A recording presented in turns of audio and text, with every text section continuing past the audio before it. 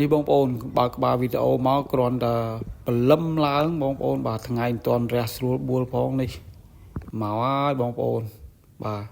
ដើររកខ្យងហើយនេះនៅបឹងនៅក្បែរផ្ទះដែរទេបងប្អូនហើយបឹងនេះធំហ่าបាទទឹកអត់ដែររីងទេបងប្អូនបាទមួយឆ្នាំទល់មួយឆ្នាំធំហ่าបាទគេហៅ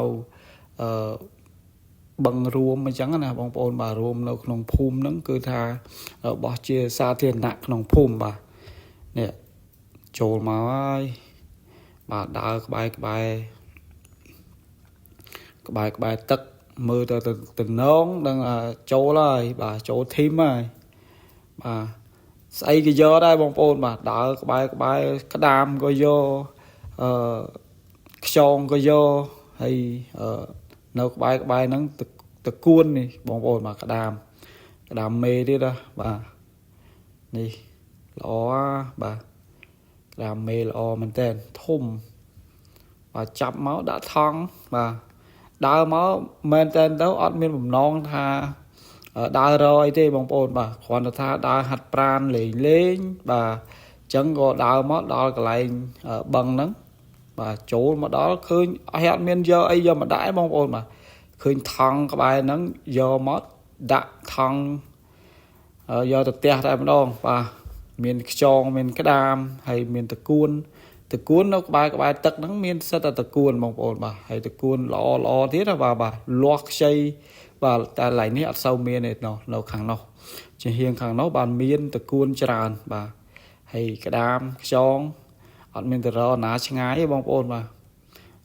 អត់មានចូលទៅជ្រៅអីទេបាទនៅខាងហ្នឹងហើយពីម្សិលបាទខ្ញុំនិយាយក្នុងវីដេអូហ្នឹងថាពីម្សិលតែថ្ងៃមុនណាបងប្អូនវីដេអូនេះថ្ងៃមុនបាទអញ្ចឹងភ្លៀងមានភ្លៀងទៅពេលហើយមានក្តាមមានអីអញ្ចឹងណាបាទភ្លៀងប្រយុបទៅពេលព្រលឹមឡើងមានក្តាមមានអីហើយខ្យងអីវាចេញបាទវាចេញមកអញ្ចឹងមិនបាច់ចូលដល់ជ្រៅអីទេបាទរាវតែក្បែរហ្នឹងបាទក៏បានដែរ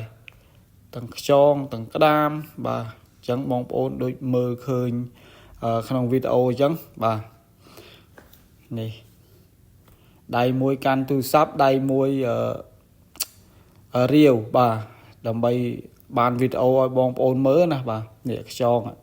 ហើយខ្យងនេះខ្យងស្រែសុទ្ធបងប្អូនបាទខ្យងស្រែសុទ្ធអត់មានខ្យងណាយកមកដាក់យកមកអីខ្យងក្រុងអីទេបាទខ្យងនេះស្រែសុទ្ធតែម្ដងបាទហើយសូមបញ្ជាក់ថាយកទៅដល់ភ្លាមអត់មានទុកអីណាស្អែកអីទេបងប្អូនបាទយកទៅដល់ផ្ទះភ្លាមធ្វើភ្លាមហូបភ្លាមបងប្អូនអាហ្នឹងមិនគេហៅថារបស់ស្រីនបាទយកទៅដល់អត់មានទុកអីទេតែទុកចប់ហើយបាទតែត្រាំទុកឯណាថាទុកស្អែកអីហ្នឹងចេះខ្ជិលហើយបាទនេះក្តាមទៀតបងប្អូនបាទ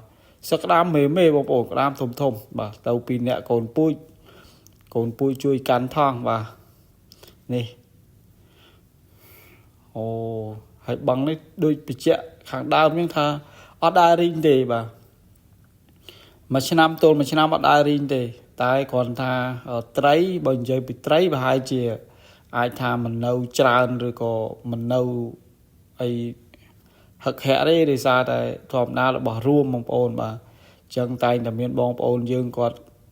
បងចំណាញ់ឬក៏អាចថាឆក់អីចឹងទៅបាទតែអាហ្នឹងគឺជារឿងរបស់គាត់ទេបាទអានេះយើងរកតែក្តាមហើយនឹងខ្យងបងប្អូនបាទសបាយប៉ុន្តែមានអីបាទរបស់ធម្មជាតិឆ្ងាញ់ដែរបងប្អូនឲ្យតែយើងចេះធ្វើចេះច្នៃបាទខ្លាចតែយើងមានហើយអត់ចេះច្នៃទោះបីសាច់អីក៏មិនឆ្ងាញ់ដែរបាទសាច់អីក៏ហូបមិនកើតដែរឲ្យតែយើងចេះច្នៃនេះបងប្អូនតគួនកន្លែងនេះក៏រៀងសម្បូរដែរប៉ុន្តែខាងនោះខាងលិចបានសម្បូរច្រើនហើយតគួនមានតគួនក្រហមមានតគួនសបាទនេះបងប្អូនឃើញហើយបាទតគួនតែឡៃនេះអត់សូវទេទៅខាងលិចបានមាននេះតគួនសបងប្អូនបាទអញ្ចឹងវីដេអូថ្ងៃនេះមានតែប៉ុណ្្នឹងបងប្អូនបាទហើយបងប្អូន